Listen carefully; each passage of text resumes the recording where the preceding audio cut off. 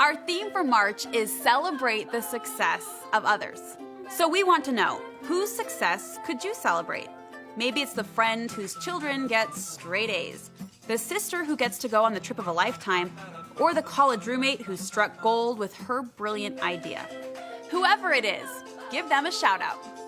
Write down their name, snap a photo, and post it to the Instagram hashtag #CelebrateOthers.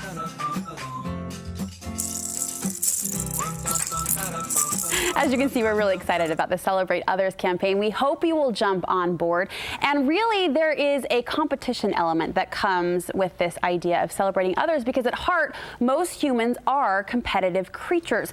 While men most often get caught up in maybe physical competitions like sports, women tend to create emotional competitions that can compromise relationships, happiness, and even their own self-worth. Therapist Julie Hanks of Wasatch Family Therapy is helping us put an end to the race. In what areas do you think women size each other up the very most? In what areas don't we, I think, is the better question.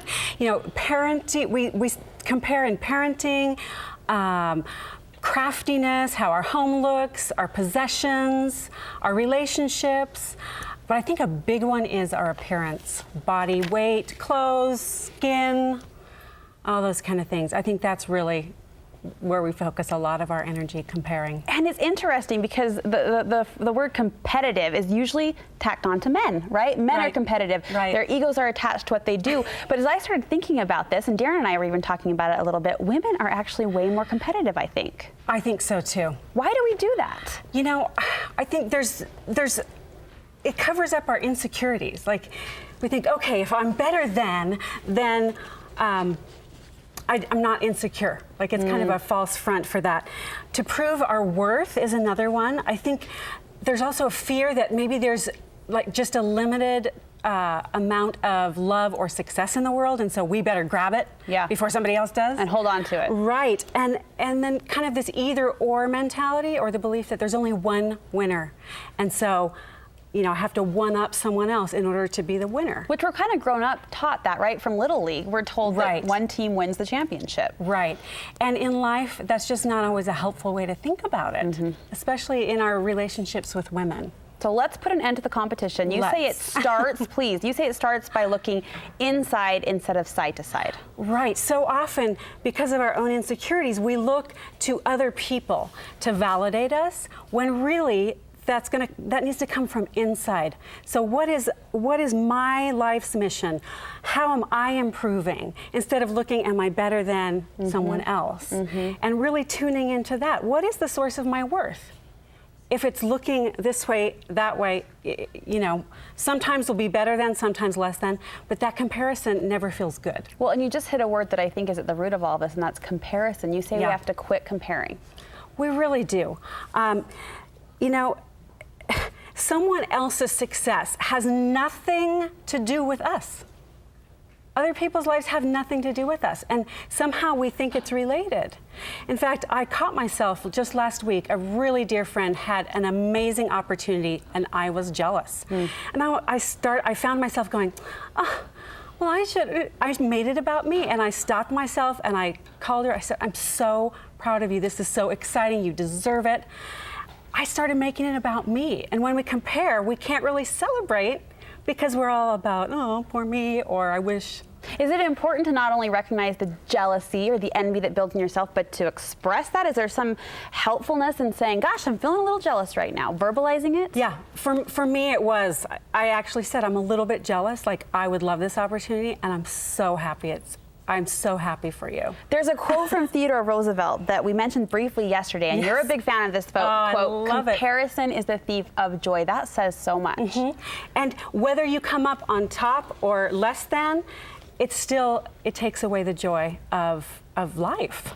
Next, you want us to practice an abundance mindset. What does this mean? So a lot of us grow up with a scarcity mindset, which we mentioned earlier, that there's a limited amount of success in the world. Which kind of evokes a panic. Right, like, I gotta work harder, I better grab it before somebody else does.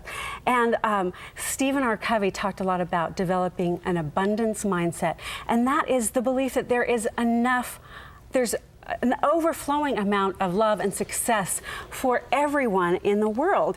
And kind of the view that we can see other people's successes as adding to rather than detracting from our own. So it's just kind of this overflowing mentality instead of there's not enough. And I really think that helps take away the competition. It's like, oh, good for you. I'm so happy you're happy. And there's enough for me to be happy too. It changes the dynamics of the game, if you want to call it a game. Yeah. Do you think there is a mind-shifting power with something as simple as a compliment? I do. A basic compliment. I do. And I love this. I read an article on Oprah.com. Valerie Monroe was the writer, and she's in her 50s, and she found herself comparing to beauty, well, I'm kind of over the hill and, whatever. And then she said she decided to take on the role of appreciator of all things beautiful. So whenever she saw anyone who was radiating beauty, she commented on it instead of going, oh, well, I'll never look like that again. And I just love that. Think of yourself as an appreciator of all things beautiful in yourself and in other people, and comment on it. Notice it. You were at the receiving end of this theme a little while ago, this idea of celebrating others. You were celebrated, and you said it made a huge difference. It made a huge difference. So I have a friend, Jenny, who is so good at celebrating others' successes. And I text her and I said, I'm going to have a book published. And she texts back and said, yay, I'm going to buy the first copy. I'm so proud of you. I love you.